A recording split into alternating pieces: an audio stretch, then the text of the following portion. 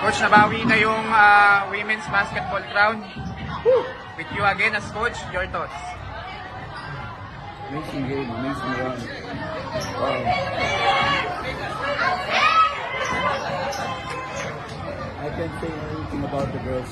I'm so proud of them. They gave it all. I'd like to thank also Thailand for playing a good game today. Wow, it's been a hard battle going to the goal. Hopefully, mas marami pa dumating for the Philippines. I know. Again, thank you lahat sa mga sumusuporta, lahat ng mga nanonood dito. Lahat ng nanonood sila, chairman, dito, President Vicky Vargas here, our executive director, Erika Diz here also. Thank you so much for all the support. Sa lahat ng mga Pilipino nanonood ngayon, maraming salamat. Back home also, thank you sa mga players nyo, lahat po. Coach, there's one to love for Philippines. Is the biggest of them all considering na sa Thailand tayo? Yes, of course. This is the mas sweeter to kasi we're out of the hindi tayo sa country natin. Ito yung talagang pinaghirapan nila ng Rovers. So, it was a tough game. It was talagang swertiyan lang. Coach, how will you celebrate this win? I don't know. Just maybe go to the family then and go with the loved ones. Yun lang.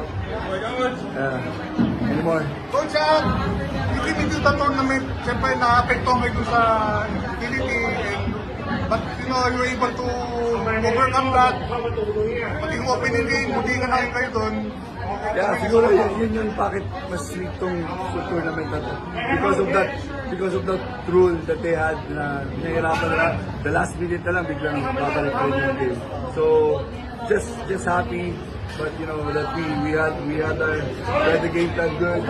So, sarap lang ng feeling. Thank you so much again. Coach, naman kayo ng medyo malaki ng third quarter pero ayaw din bumigay ng kalaban.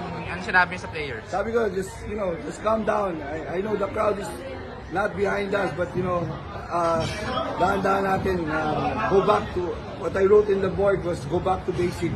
Ano ba yung pinakain natin, gagawin natin na magandang nilalaro natin. So, we go back to that and buti naging effective na ngayon. Nakashoot si Janine ng 3 points kanina. That was big. Yung mga defensive stop natin was big also. That's all. Yan ka na, coach. Ha? Yan ka na. Ayun na, April, kayo share na lang yung nangyari ko sa last sequence. Hindi kayo nag-attempt ng shot. Yun lang ba talaga yung plano mag-ubos ng oras?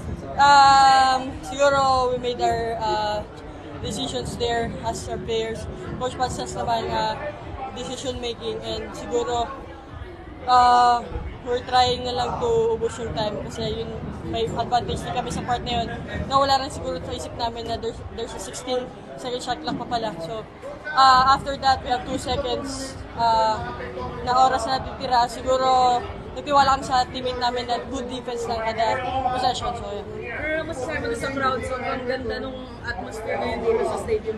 Yeah, sobrang ganda. Sobrang nakaka-pressure at the same time nakaka-boost kasi syempre marami pa rin Pinoy na sumusuporta sa atin.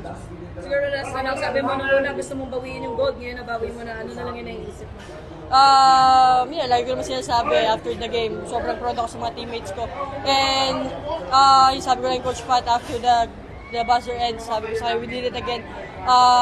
Siguro it's the best challenge for us na nagbalik namin yung throne sa Pilipinas.